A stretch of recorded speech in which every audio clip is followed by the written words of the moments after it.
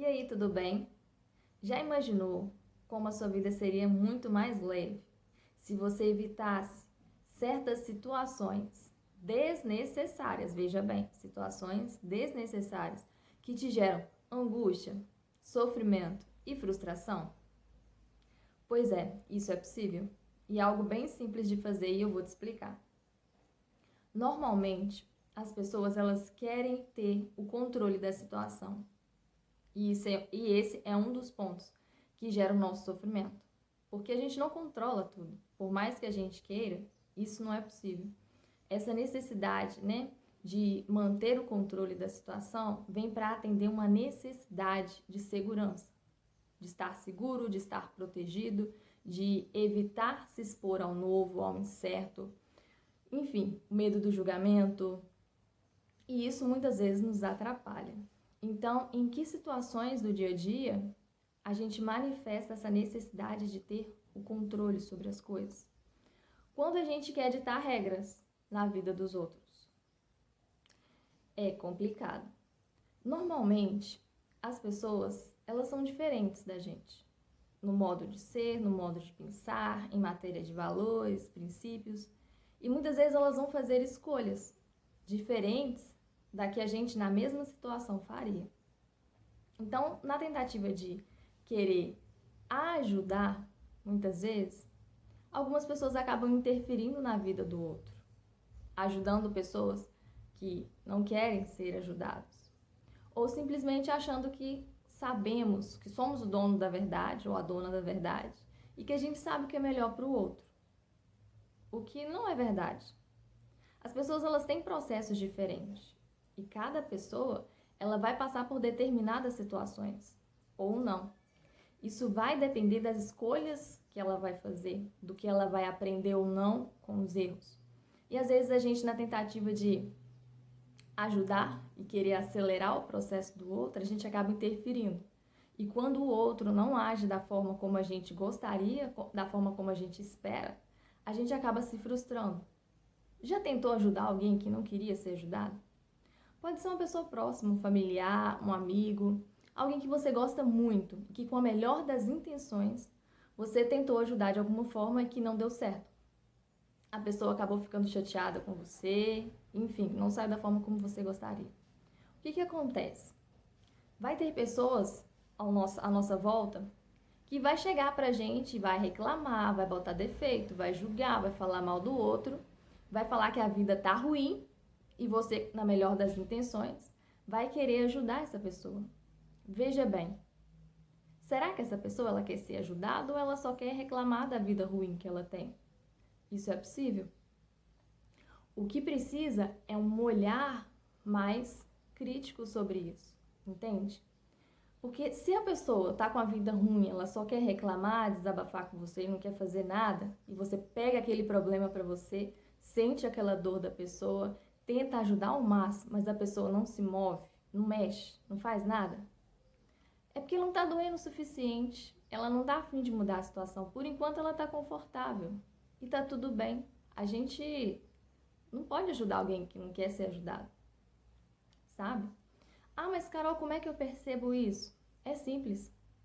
Repara para você ver quando alguém chega para você com um problema e você dá uma solução. Rapidamente ela vai inventar uma outra desculpa, uma outra desculpa, uma outra desculpa.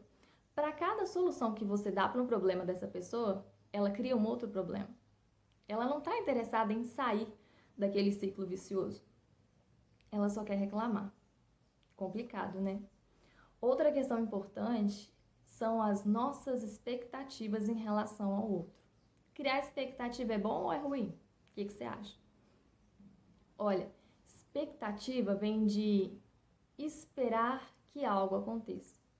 Então a gente está projetando algo lá na frente. Isso pode ser bom e pode ser ruim. Quando é que atrapalha? Quando chega aos extremos. Por exemplo, olha, eu me frustro porque eu crio muita expectativa, seja nas situações, seja nas outras pessoas, e isso acaba me deixando chateada. Um exemplo. Então, o que isso quer dizer? Quer dizer que essa pessoa, normalmente, ela sofre com muita ansiedade, ela vai ter problemas de insônia, ela vai ficar o tempo todo preocupada com aquilo, remoendo com aquilo, e ela vai deixar de focar em coisas importantes da vida dela.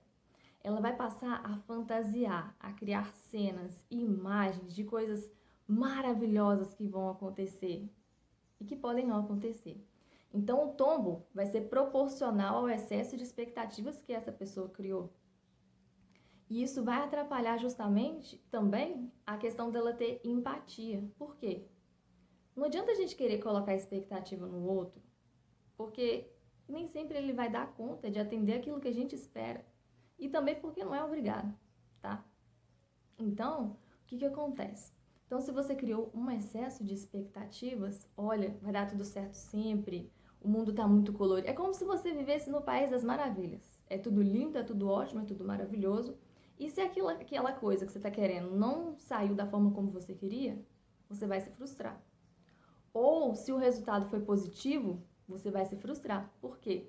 Foi positivo, mas não foi da forma como você fantasiou que aquilo seria. Então, é outro problema. Mas, tá, então eu não vou criar expectativa mais, eu tô chateada com esse negócio. Não dá pra desistir da vida desse jeito também, porque não é saudável. O não criar expectativa, ou seria baixar, né, demais essa expectativa, isso te causa problemas. Como é que é isso? Olha, então agora eu não vou criar expectativa de nada, eu vou ficar indiferente, eu vou ficar apática a isso. E isso vai te trazer problemas, porque uma pessoa que ela não coloca expectativa em nada, não cria expectativa em nada, olha, ela não tenta fazer nada, ela não aprende nada, ela não ensina nada, ela não sonha com nada, ela não planeja com nada. E a vida dela é cinza, sem brilho, sem graça e triste. Porque querendo ou não, a gente precisa sonhar, a gente precisa planejar, a gente precisa se empenhar e fazer com que as coisas deem certo. Porque os extremos não são saudáveis. Então, essa pessoa que evita criar expectativa, que é apática ou indiferente a essas situações, ela também sofre. Por quê? Porque ela não vai desenvolver habilidades. Porque essa pessoa ela não vai criar flexibilidade, ela não vai criar jogo de cintura, por exemplo, para conseguir resolver um problema ou alguma coisa que não saiu daquela forma como ela esperava, como ela gostaria, para tentar de novo, e de novo, e de novo.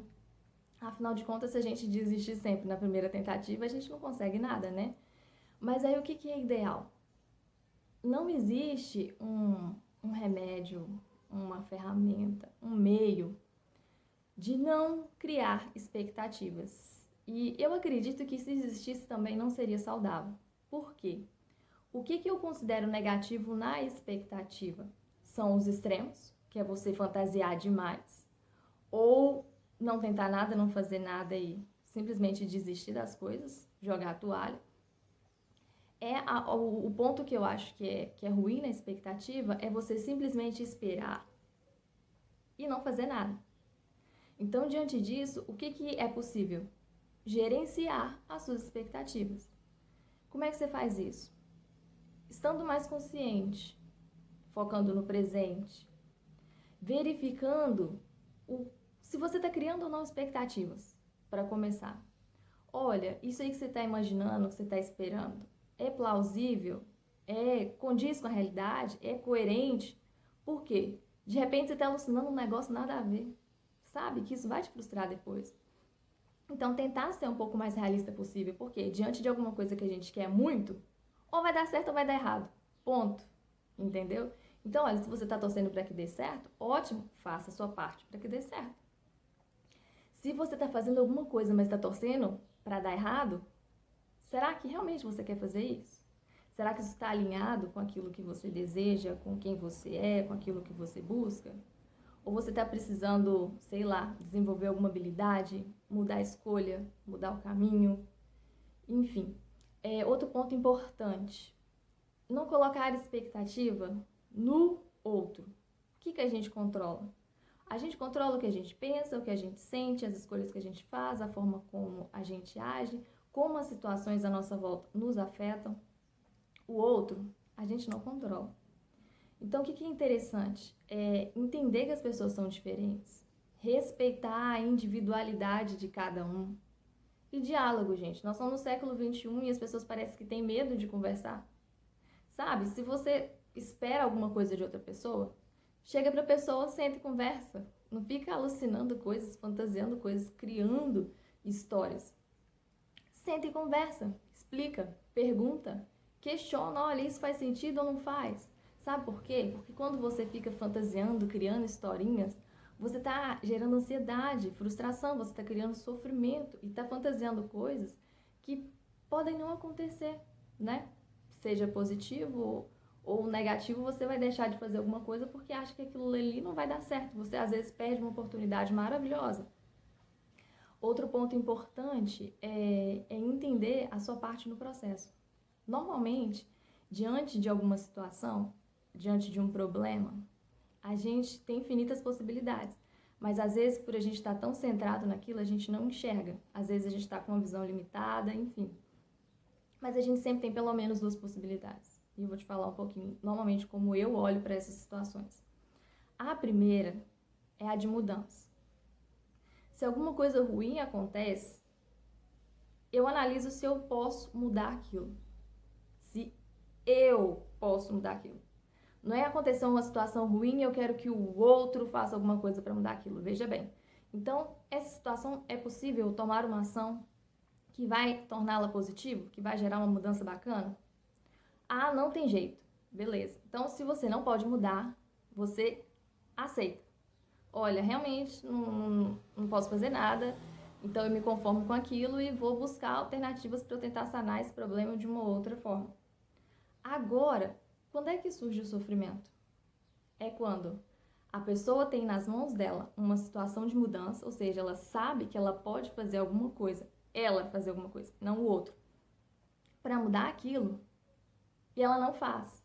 Por que não? Eu vou esperar que o fulano faça.